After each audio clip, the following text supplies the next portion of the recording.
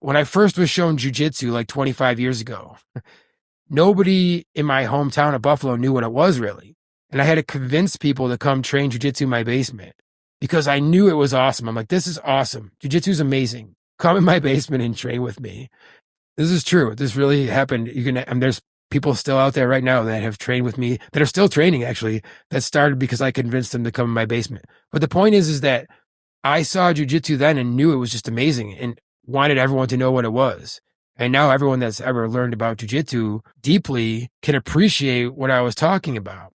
But I feel the same way about collective intelligence right now. More so, actually. We can solve problems in groups. We can build trust. That's the key. We build trust and then build these problem-solving groups and then connect the groups. And we can make real change like this.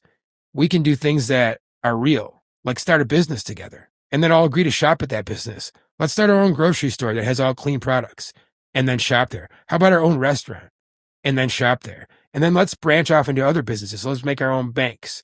And our banks are going to be like unions. And these kinds of things, we can just branch off and run things completely differently in high trust ways without centralized powers that are corruptible controlling them.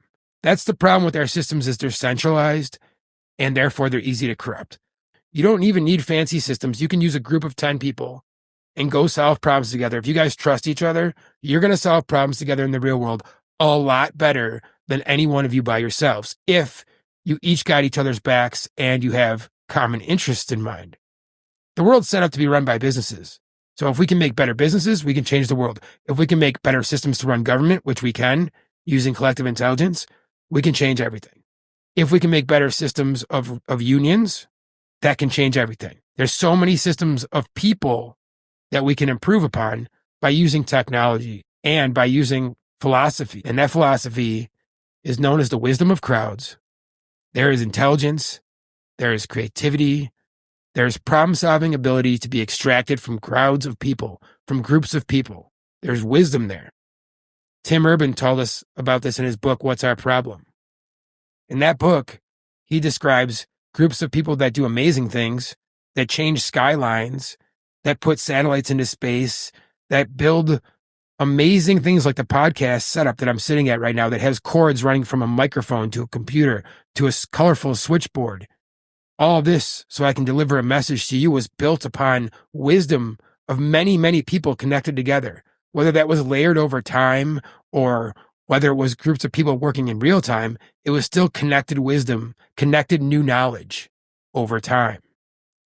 Well, creating new knowledge is the most important thing that people can do, and we can do it way better if we do it as a high trust community, as a high trust group in good faith. We need a place to do it. And collective intelligence systems seem like the best place to do this. So that's going to be the main focus of this whole entire podcast series is collective intelligence.